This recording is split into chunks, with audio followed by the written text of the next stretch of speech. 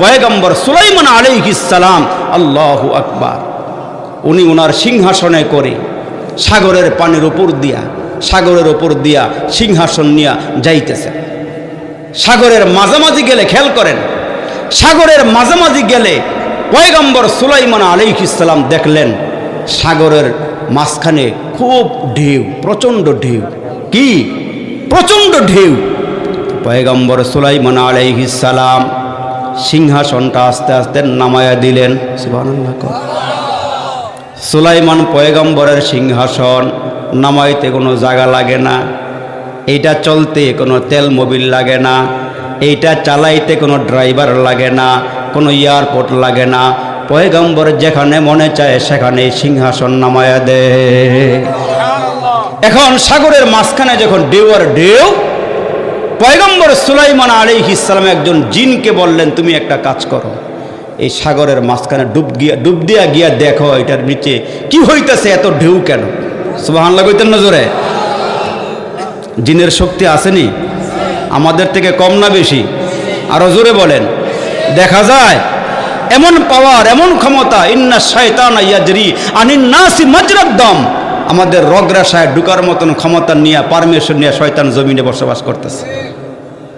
তো ওই মুহূর্তে জিন্নাতকে পয়গম্বর সুলাইমান বলতেছে, তুমি সাগরে ডুব দাও। খেয়াল করেন, সুলাইমান পয়গম্বরের হুকুম পাইয়া জিন্নাত সাগরের মাঝখানে নেমে গেলেন, ডুব দিলেন। ডুব দিয়া অনেক গভীরে গেলেন, কোনো কিছুই পায় না, আবার উঠে আসছে। আরেকজন জিন্নাতকে নামায় দিলেন পয়গম্বর, আবার সাগরের মাঝখানে ডুব দিলেন। ডুব দিয়া গিয়া দেখেন সাগরের একেবারে তলদেশেও না, মাটির মধ্যেও না, ওপরেও না, সাগরের মাঝামাঝি একটা গম্বুজ দেখা যাইতেছে। কি গম্বুজ! ওই জিন যখন দেখলেন সাগরের একেবারে মাটিতেও না, ওপরেও না, মাঝামাঝি একটা গম্বুজ ভাসতেছে, ওই জিন্নাত গম্বুজটা উঠাইয়া পয়গম্বরের সামনে না হাজির করলেন। আর একটু জোরে কন্যা সুবহানাল্লাহ। পয়গম্বরের সামনে গম্বুজটা হাজির করলে সুলাইমান আলাইহিস সালাম তাকায়া দেখেন ওই গম্বুজের দরওয়াজাও আছে, জানালাও আছে। সুলাইমান পয়গম্বর দরওয়াজার সামনে গেলেন, গিয়া হাত লাগাইলেন। হাত লাগাইয়া দেখেন দরওয়াজা অটোমেটিকলি খুলিয়া গেছি, আর ওইটার ভিতরে একজন যুবক বসিয়া আছি। আর একটু সুবহানাল্লাহ জোরে কর। গম্বুজের ভিতরে যুবক বসা, গভীর মনোযোগ। এ আমার যুবকের, আমার বাবার রে। সুলাইমান পয়গম্বর ওই যুবককে জিজ্ঞেস করলে, এ যুবক, তুমি মানুষ না জিন না ফেরেশতা? আমি মানুষ। কি মানুষ? মানুষের দাম আছে না নাই? সব প্রাণীর চেয়ে মানুষের দাম বেশি। সুবহানাল্লাহ, সুবহানাল্লাহ। সব প্রাণীর চেয়ে মানুষের দাম বেশি, জিনের চেয়ে মানুষের দাম বেশি, ফেরেশতার চেয়ে মানুষের দাম বেশি। এ মুসলমান বাবাজিরা, সুলাইমান পয়গম্বর বলে, হে যুবক, রহস্য কি বলো, এটার ভিতরে কেমনে কি করছো বলো। ওই যুবক ডাক দিয়া কয়, পয়গম্বর, আমি আপনারে চিনতে পারছি, আপনি সুলাইমান পয়গম্বর। এটার ভিতরে কেমনে ঢুকলা? কয়, পয়গম্বর, আমি আমার মায়ের সেবা করছি, আমি আমার বাবার সেবা করছি। একজন ছিল অন্ধ, আরেকজন ছিল প্যারালাইসিসের রোগী। এরা গর্ভইটা ছিল, আমি নিজে এদের পায়খানা প্রসাবগুলো পরিষ্কার করেছি। আমি আমার মার সেবা করছি, বাবার সেবা করছি। এরা ছোট্টকালে যেমন আমার পায়খানা প্রসাব পরিষ্কার করছি, আমিও আমার মায়ের পায়খানা প্রসাবগুলো পরিষ্কার করেছি। আমি এদের সেবা করছি, খেদমত করেছি। আমি মাঝে মাঝে দেখতাম আমার মা বিড়বিড় করে আল্লাহর দরবারে দোয়া করতেছি। আমার মা বিছানায় শুয়ে শুয়ে দোয়া করে, আল্লাহ, এই সন্তানের উপরে আমরা খুশি, তুমিও খুশি হয়ে যাও। আল্লাহ, আমার সন্তানের খেদমতে আমরা খুশি, তুমি আল্লাহ তার উপরে খুশি হয়ে যাও। এরে যুবক, এরে মুসলমান বাবাজিরা, সুলাইমান পয়গম্বর জিজ্ঞেস করে, তুমি এখানে কেমনে আসলা? কয়, আমার মা দোয়া করছে আল্লাহর কাছে, আল্লাহ, এরে মা আমরা দুনিয়া থেকে বিদায় হয়ে যাওয়ার পর এই সন্তানটাকে এমন জায়গাতে রাখো আল্লাহ তারে আসমানেও না জমিনেও না মাঝামাঝি জায়গায় তারে তুমি রাখো সুবহানাল্লাহ কর। সুলাইমান পয়গম্বর, আমি একদিন সাগরের কিনারা দিয়ে হাঁটতেছিলাম বিকালবেলা, হঠাৎ করে তাকাই দেখি সাগরের কিনারা দিয়া এই গম্বুজটা বাইসা যাইতেছি। কোন জোরে সুবহানাল্লাহ। আমি দেখি সাগরের কিনারা দিয়া এই গম্বুজটা ভাসিয়া ভাসিয়া যায়। এই গম্বুজটা দেখার জন্য আমি সামনে গেলাম। যাওয়ার সঙ্গে সঙ্গে এই গম্বুজটা একেবারে আমার কাছাকাছি এসে গেল। আমি কাছাকাছি যাওয়ার পর এই গম্বুজটার দরওয়াজা খুলিয়া গেল। ভিতরে দেখার জন্য আমি চলে গেলাম। যেই মাত্র ভিতরে ঢুকলাম অটোমেটিকলি দরওয়াজা বন্ধ হয়ে গেছে, আমি আর বের হতে পারি না। ওগো পয়গম্বর, এই গম্বুজটা নিয়ে সোজা পানির নিচের দিকে যাওয়া শুরু হয়ে গেল। আমি ডরায় গেলাম, ভয় পেয়ে গেলাম। মালিক আল্লাহ, আমি পানির ওপরে বসবাস করি, এই গম্বুজের ভিতরে ঢুকলাম, গম্বুজটা আমার নিয়ে সাগরের মাঝখানে চলে যাইতেছি। আল্লাহ, আমি কেমনে কি করব, আমারে বাঁচাও আল্লাহ, তুমি আমারে হেফাজত করো। কয় সুলাইমান পয়গম্বর, আমি এইটার ভিতরে ঢুকলাম, ঢুকার পরে দিয়ে আমি তাকায়া দেখি বড় সুন্দর, বড় চমৎকার। কয় তুমি রাত্র দিন কেমনে বুঝো? কয় সুলাইমান পয়গম্বর, যখন রাত্র হয় এইটার ভিতরটা অন্ধকার হয়ে যায়, আবার সকাল যখন হয় সূর্য উদিত হইলে ভিতরটা আলোকিত হয়ে যায়। কয় তুমি খানা খাও কোথায় থেকে? কয় পয়গম্বর, সকালবেলা ওগো পয়গম্বর, মখমল কাপড় দিয়া মোড়ানো পেঁচানো একটা পেয়ালা আমার কাছে আসি। এই পেয়ালা খুইলা দেখি পেয়ালার মধ্যে খাবার যে আছে, আমার মনে হয় আল্লাহ মানুষের জন্য হালাল খাবার যা দিয়েছি সব খাবার মিশ্রিত করি এই পেয়ালার ভিতরে আমার আল্লাহ আমার জন্য পাঠাইয়া দে। ওগো পয়গম্বর সুলাইমান, এইটার ভিতরে আমি আসি, ইবাদত করি, বন্দেগী করি, আল্লাহরে ডাকি। সুলাইমান নবী ডাক দিয়ে কয়, যুবক এইটার ভিতরে কয় বছর ধরে আসো? ওই যুবক ডাক দিয়ে কয়, পয়গম্বর এইটার ভিতরে আমি আজকে 2000 বছর ধরে আসি। আর একটু জোরে কন্যা সুবহানাল্লাহ। কয় বছর? আর জোরে বলেন কয় বছর? এই নিয়ামত দিয়েছেন কে? উসিলা আব্বা আম্মার খেদমত। উসিলা কি? আব্বা আম্মার খেদমত, আব্বা আম্মার সেবা। ও মুসলমান, আব্বা আম্মার চেহারার দিকে বাঁকা নজরে তাকানো যাবে না, আব্বা আম্মার মনে কষ্ট দেওয়া যাবে না। দেখো যেমন একজন বৃদ্ধ সাহাবী নবীর দরবারে গিয়া কয়, আল্লাহর নবী গো, আমার সন্তানরা ঠিকঠাক মতো আমাদের দেখাশোনা করে না, টাকা দেয় গইনা গইনা। কি দেয়? টাকা দেয় গইনা গইনা, আমাদের ঠিক মতো খরচও হয় না। আপনি একটু বলে দেন তারা যেন আমার একটু বেশি, সে যেন আমাদেরকে একটু বেশি টাকা পয়সা দেয়। ও নবীজি, আমরা যখন এর লালন পালন করছিলাম, ওই যখন ছোট ছিল পকেটটা উন্মুক্ত করে দিয়েছিলাম, যখন যা লাগতো সন্তান নিতে পারত, এখন গনিয়া আমাদেরকে টাকা পয়সা দেয়, যা দিয়ে আমাদের খরচ হয় না। রসুল ডাক দিয়ে কয়, যুবক তোমার একটু বলিয়া দেই শোনো, তোমার আব্বা আম্মা যেই কয়দিন বাঁচিয়ে আছি, যেই কয়দিন জীবিত আছে, তোমার যত ধন সম্পদ এগুলোর মালিক হলো তোমার আব্বা আম্মা। এরা যেমনে মনে চায় এমনি খরচ করবে, তুমি নাক গলাইতে পারবা না, নাক গলাইতে পারবা না। তোমার আব্বা আম্মার যেমনে মনে চায় এমনি খরচ করবে, কিন্তু তুমি যে নির্ধারণ করে দিবা এমনি এমনি খরচ করবা, তা হবে না।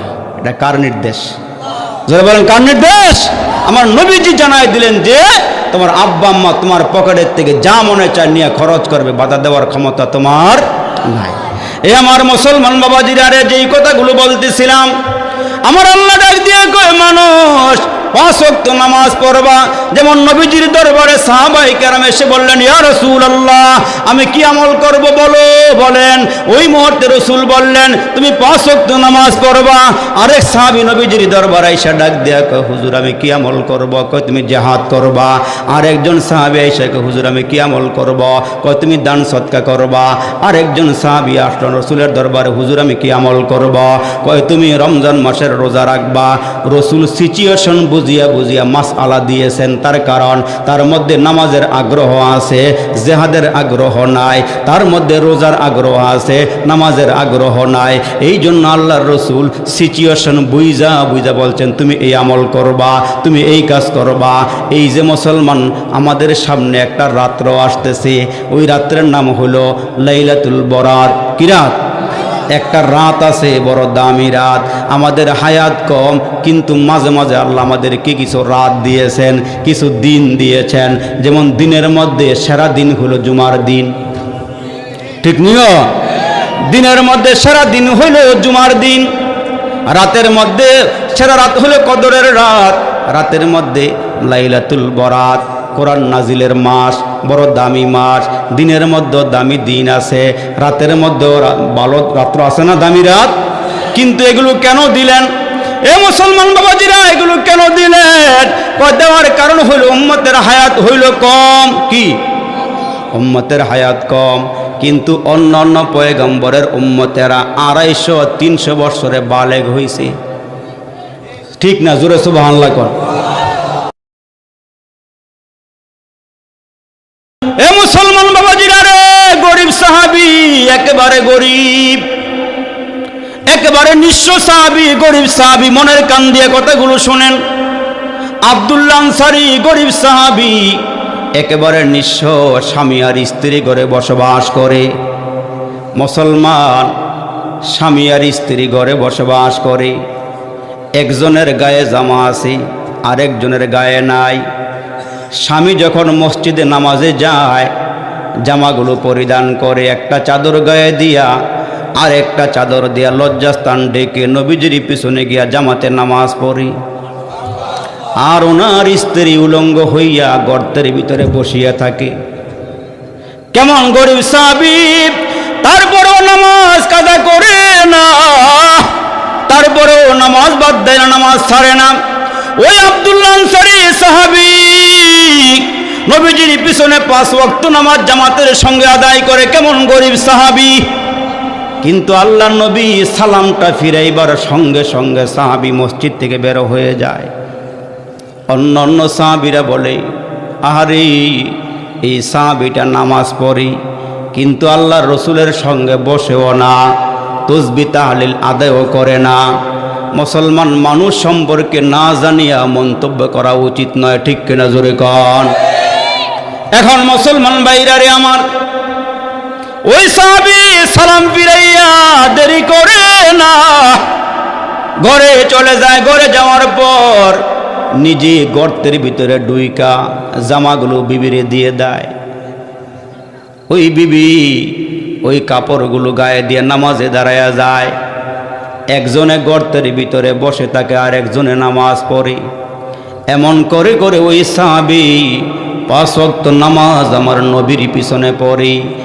একদিন সাহাবায়ে কেরাম নবীজির ডাক দিয়ে, আল্লাহর নবী গো, আব্দুল্লাহ আনসারী মনে হয় মুনাফিক হয়ে গেছে, কারণ নামাজের সালাম ফিরাইয়া দেরি করে না, জলদি করে চলে যায়।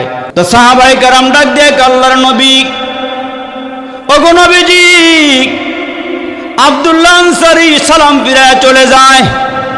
নবীজির কাছে সাহাবায়ে কেরাম বিচার দিলেন। আল্লাহর নবী বললেন, যাও তোমরা আব্দুল্লাহ আনসারীকে ধরে নিয়ে আসো। আব্দুল্লাহ আনসারীকে আমার সামনে আসতে বলো।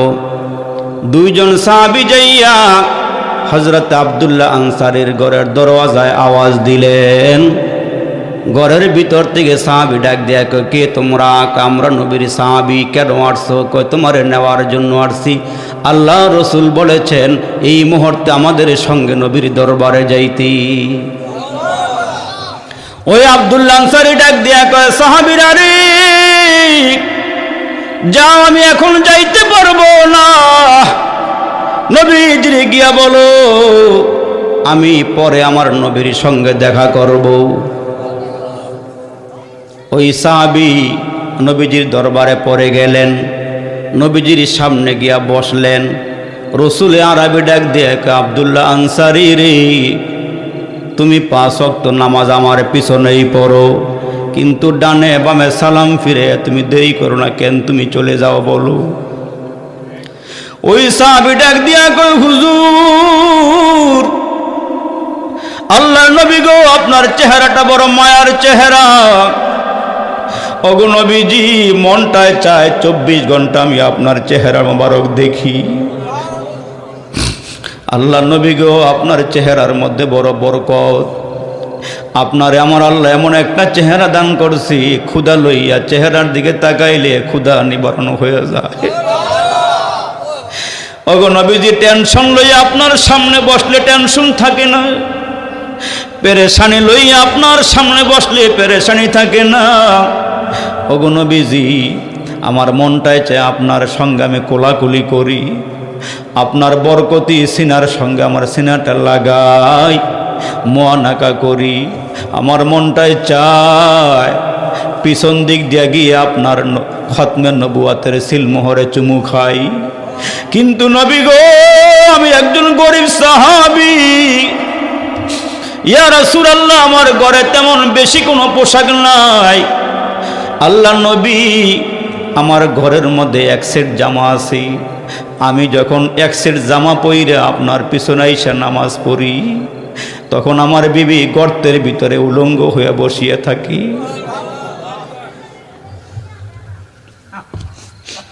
ওগো নবীজি আমি যখন মসজিদ থেকে যাই ঘরে যাই, তখন এই জামাগুলো খুইল আমার বিবিরে দিয়ে আমার বিবি নামাজ পড়ি। ওগো নবীজি আমি দুনিয়া পাই নাই, আমি যেন পরকাল পাই, আপনি একটু দোয়া করে দিয়েন। ওগো নবী আপনি আমার জন্য একটু দোয়া করে দিয়েন। ওগো নবীজি দুনিয়ার মধ্যে আপনাকে আমি সময় দিতে পারি না, জান্নাতে যেন আমি আপনার সঙ্গে থাকতে পারি। ওগো নবীজি আপনি আমার জন্য একটু দোয়া করে দিয়েন। এমন গরিব সাহাবী হওয়ার পরও কোনোদিন নামাজ ছাড়ে নাই, এমন গরিব হওয়ার পরও আল্লাহর নবীর মোহাব্বত ছাড়ে নাই, নবীজির দিল থেকে ভালোবাসি। যেমন নবীজির মেয়ে ফাতেমা, খেয়াল করে শোনেন।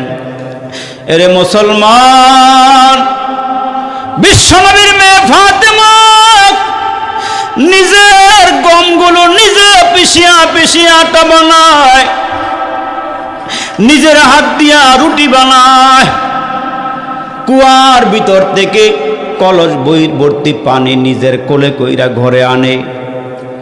এমন কষ্ট কইরা কইরা স্বামীর ঘর করে, স্বামীর সংসার করে। খেয়াল করেন ওই নবীজি খায়বরের যুদ্ধের থেকে যখন ফিরলেন, ওই মুহূর্তে অনেক গোলাম বান্দি নবীর দরবারে আসছি। হযরতে আলী ডাক দিয়া কয় বিবি রে, নবীজির দরবারে অনেক গোলাম বান্দি আসছে, তুমি গিয়ে একটা বান্দি চেয়ে আনো, তোমার কাজে সহযোগিতা করবি। স্বামীর কথা শুনিয়া ফাতেমা আব্বার ঘরের সামনে গিয়ে দাঁড়াইলেন। খেয়াল করেন নবী কন্যা ফাতেমা বাবার সামনে গিয়ে দাঁড়াইছে। দাঁড়াইবার পর আমার নবী ডাক দিয়া কয় ফাতেমা রে, মা কেন আসছে বলো, কেন আসছে বলো।